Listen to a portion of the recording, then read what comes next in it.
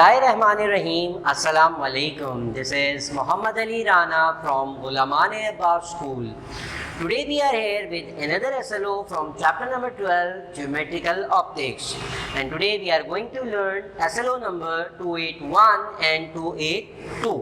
इन दो SLOs के अंदर हमें टेलीस्कोप के बारे में पढ़ना है कि what is telescope and what are the uses of telescope, और साथ साथ हम टेलीस्कोप की वर्किंग सीखेंगे with the help of ray diagram. इस SLO के अंदर हम रे डायग्राम ड्रॉ करेंगे कि टेलीस्कोप की मदद से हम किस तरह से ऑब्जेक्ट्स को देखते हैं और उसमें किस तरह से इमेज फॉर्मेशन हो रही होती है। टेलीस्कोप के यूज की बात करें तो टेलीस्कोप असल में एक ऑप्टिकल इंस्ट्रूमेंट है, एक ऑप्टिकल डिवाइस है जिसको हम यूज करते हैं to see the distinct object. वो ऑब्जेक्ट जो बहुत ही दूर मौजूद हैं, जिनको नेकेड आई से देखना पॉसिबल नहीं होता, उन ऑब्जेक्ट्स को देखने के लिए हम यूजुअली टेलीस्कोप का यूज करते हैं। हमारे पास बहुत सारे टाइप के टेलीस्कोप्स मौजूद हैं जिससे हम डिफरेंट ऑब्जेक्ट्स को जो कि बहुत दूर मौजूद हैं, जिसमें स्टार्स को देखने के लिए, प्लैनेट्स को देखने के लिए या इवन दूसरी गैलेक्सीज को देखने के लिए भी हम इस तरह के टेलीस्कोप्स का यूज करते हैं। और तमाम टेलीस्कोप्स के अंदर डिफरेंस ये होता है, it is it's magnifying power, कि हर जो टेलीस्कोप है उसकी जो मैग्नीफाइंग पावर है वो डिफरेंट होती है। जितनी ज़्यादा मैग्नीफाइंग पावर होगी वो उन ऑब्जेक्ट्स को उतना ज़्यादा क्लियर करके हमें दिखा सकती है। वो स्टार्स जिसको हम नेकेड आई से नहीं देख सकते क्योंकि वो बहुत ज़्यादा डल होते हैं या डिम होते हैं, तो जब हम उसको टेलीस्कोप की मदद से देखते हैं तो टेलीस्कोप उसको उस स्टार्स को जिसको हम नेकेड आई से नहीं देख पा रहे उसको ज़्यादा ब्राइट करके दिखा रहा होता है। असल में टेलीस्कोप का काम जो है वो मैग्नीफाई करना नहीं है, बट टेलीस्कोप असल में इमेज को रिजॉल्व करके दिखाता है कि वो दूर ऑब्जेक्ट जो कि हमें नेकेड आई से नजर नहीं आ रहे, तो टेलीस्कोप की मदद से हम उन डिस्टिंक्ट ऑब्जेक्ट को या डिस्टिंक्ट ऑब्जेक्ट को हम क्लियर व्यू जो है वो उसका देख सकते हैं। तो जिस तरह हमने लास्ट क्लास के अंदर कंपाउंड माइक्रोस्कोप सीखा था, इसी तरह से टेलीस्कोप में भी हमारे पास दो लेंसेज मौजूद होते हैं, और वो दोनों लेंसेज जो है वो हमारे पास कॉन्वेक्स लेंस होते हैं। वहां भी हमारे पास दो कॉन्वेक्स लेंस थे, one is objective lens and one is eyepiece. Similarly यहाँ हमारे पास टेलीस्कोप में भी एक लेंस ऑब्जेक्टिव लेंस कहलाता है, जबकि दूसरा लेंस जो है वो आईपीस कहलाता है। तो चलिए अब हम जो है वो उसकी रे डायग्राम सीखते हैं कि किस तरह से हम एक टेलीस्कोप की वर्किंग को सीख सकते हैं बाय यूजिंग इट्स रे diagram.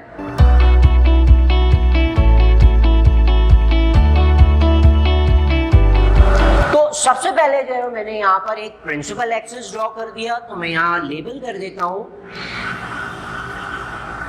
This is our principal axis. ये मेरे पास प्रिंसिपल एक्सिस हो गया। देन हमारे पास दो लेंस होते हैं, one is objective lens and one is eyepiece. तो सबसे पहले जो हम आईपीस ड्रॉ कर लेते हैं।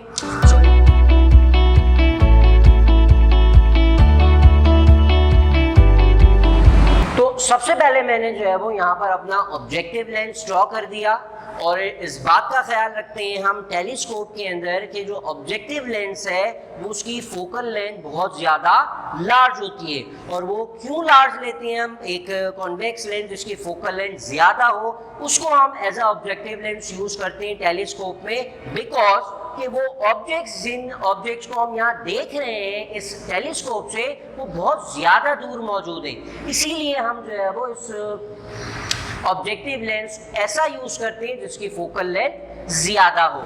सो लेट्स सपोज हमारे पास एक ऑब्जेक्ट मौजूद है जो इस टेलीस्कोप से बहुत ज्यादा दूर मौजूद है, और उस ऑब्जेक्ट से कुछ पैरेलल रेज आ रही हैं जो कि इस ऑब्जेक्टिव लेंस को स्ट्राइक करती हैं।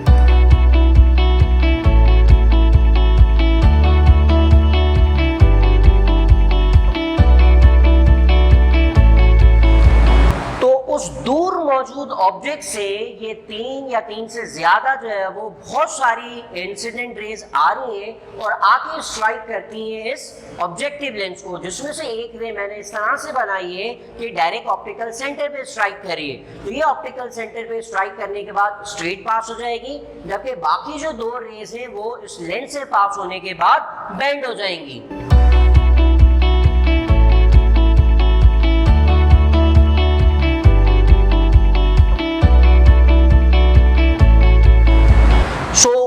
उस डिस्टिंक्ट ऑब्जेक्ट से आने वाली ये जो पैरेलल रेज थी वो लेंस से पास होने के बाद, ऑब्जेक्टिव लेंस से पास होने के बाद एक पॉइंट पर मीट कर रही हैं। तो उस पॉइंट को हम जो है वो मार्क कर देते हैं और यहाँ पर एक इमेज फॉर्म कर लेते हैं। So this is our image that is formed bye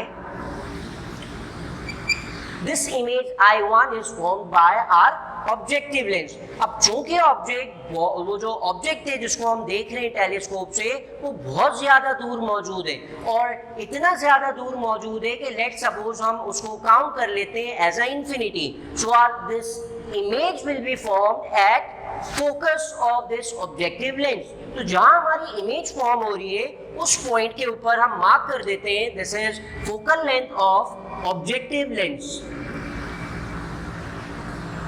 तो ये हमारे पास जो है वो ऑब्जेक्टिव लेंस की फोकल लेंथ आ गई। इसके बाद हम जो है वो एक आईपीस ड्रॉ करते हैं। वो आईपीस वो पार्ट है कॉन्वेक्स लेंस से जिससे हम देख रहे होते हैं और उसकी जो फोकल लेंथ है वो उस ऑब्जेक्टिव लेंस से कम होती है।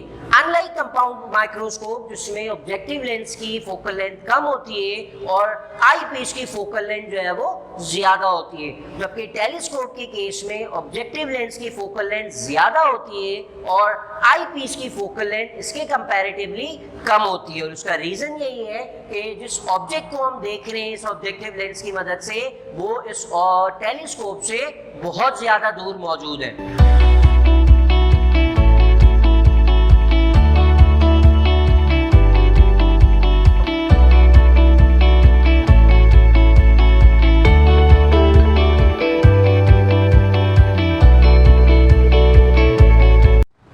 यहाँ पर मैंने जो है वो एक आई पीस ड्रॉ कर दिया और आई पीस इस तरह से ड्रॉ करना है कि जो इमेज फॉर्म हुई है by using objective lens that should lie within the focal length of eyepiece, जिस तरह से कंपाउंड माइक्रोस्कोप में होता है। तो ये जो इमेज है वो हमेशा आई पीस की फोकल लेंथ के अंदर बननी चाहिए। तो ये पॉइंट था FO जहाँ पे इमेज फॉर्म हो रही थी बाय यूजिंग ऑब्जेक्टिव लेंस और मैंने जो है वो यहाँ से लेके यहाँ तक डिस्टेंस इस तरह से रखा है कि मेरी जो इमेज फॉर्म हो रही है फर्स्ट वाली वो इस फोकल लेंथ के, इस आई पीस की फोकल लेंथ के अंदर फॉर्म हो रही है। सो अब जब हम आई पीस को यूज करते हुए इमेज फॉर्मेशन करेंगे तो ये जो इमेज फॉर्म हुई है by using objective lens, so this image will act as a virtual object for eyepiece. यहाँ एक्चुअली में कोई ऑब्जेक्ट मौजूद नहीं है, वो बहुत डिस्टिंक्ट, बहुत दूर जो ऑब्जेक्ट मौजूद है उसकी इमेज यहाँ पर फॉर्म हुई है। अब ये image as a object behave करेगी फॉर दिस आई पीस। तो उसी तरह से रूल्स अप्लाई करके हम इसको ऑब्जेक्ट और इस लेंस को लेते हुए इमेज फॉर्मेशन करते हैं।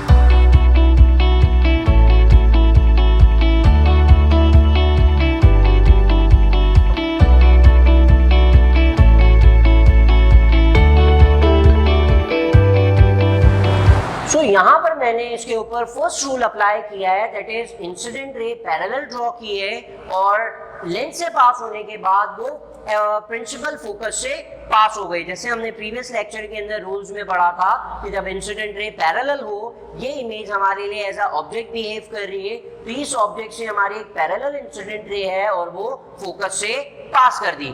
नेक्स्ट अब हम इसके ऊपर सेकेंड रूल अप्लाई करते हैं जिसमें ऑब्जेक्ट से इंसिडेंट रे ऑप्टिकल सेंटर पे स्ट्राइक करती है और ऑप्टिकल सेंटर से वो स्ट्रेट पास हो जाती है।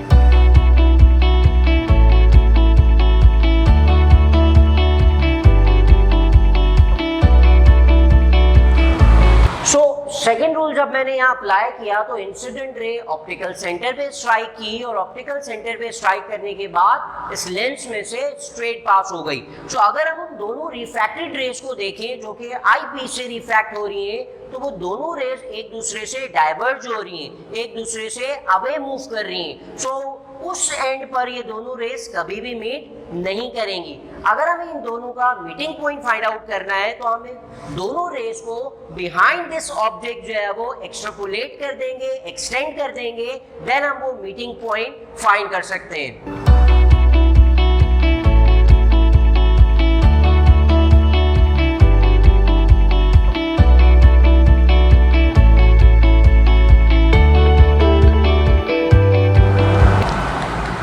जब मैंने इन दोनों रेस को बिहाइंड द ऑब्जेक्ट एक्सटेंड किया तो एक्सटेंड होने के बाद वो ऑलमोस्ट इस पॉइंट के ऊपर आकर मीट कर रही हैं। और जब हम इमेज फॉर्म करेंगे तो प्रिंसिपल एक्सिस से इस ऑब्जेक्ट तक जो है वो एक ऑब्जेक्ट इमेज ड्रॉ कर देते हैं।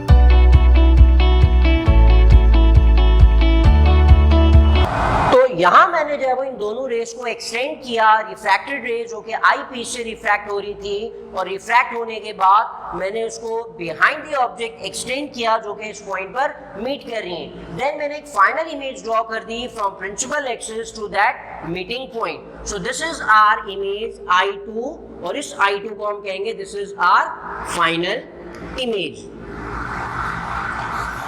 तो वो ऑब्जेक्ट जो कि इस टेलीस्कोप के ऑब्जेक्टिव लेंस से बहुत दूर मौजूद है, उस ऑब्जेक्ट की जो फाइनल इमेज है वो हमारे पास यहाँ पर फॉर्म हो रही है। इन शॉर्ट हमारे पास यहाँ दो इमेज फॉर्म हुई है। This is the image I1 form by objective lens. First image हमारे पास I1 फॉर्म हुई थी और वो फॉर्म की थी हमारे ऑब्जेक्टिव लेंस ने। देन हमारे पास ये एक और इमेज थी दैट इज I2 और I2 हमारे पास फॉर्म हुई है फ्रॉम आई पीस। और एक और बात जो मैंने स्टार्टिंग में बताई कि हमारे जो फोकल लेंथ है ऑब्जेक्टिव लेंस की वो टेलीस्कोप में ज्यादा होती है as compare to eyepiece. So focal length of objective lens is greater than the focal length of eyepiece. साथ साथ ये जो दो इमेज हमारे पास फॉर्म हुई है, हम जो असल में देख रहे होते हैं आई पीस से वो हमें ये वाली इमेज नजर आ रही होती है उस डिस्टेंट ऑब्जेक्ट की जो कि इस आई ऑब्जेक्टिव लेंस से बहुत ज्यादा दूर मौजूद है। अगर हम इस I1 की नेचर देखें तो ऑब्जेक्ट हमारे पास यहाँ मौजूद है जो कि बहुत दूर है और उसकी इमेज हमारे पास लेंस के दूसरी साइड पे फॉर्म हो रही है। So this type of image is real inverted.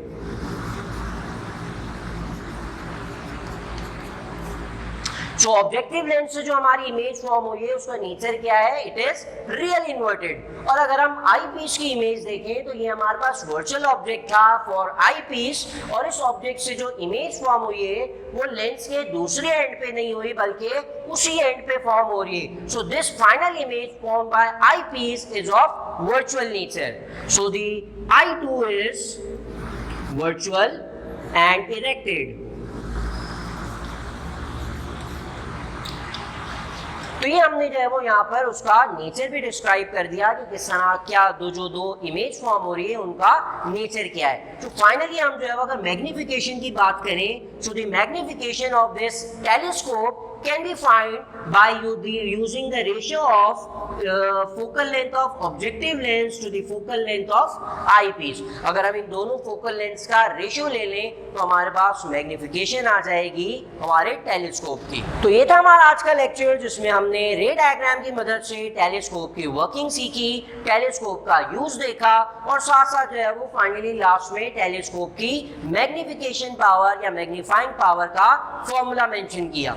So that was it for today's class. Inshallah, I will see you in the next video lecture with some other topics from the chapter Geometrical Optics. Till then, this is Muhammad Ali Rana taking off from this class. Allah Hafiz.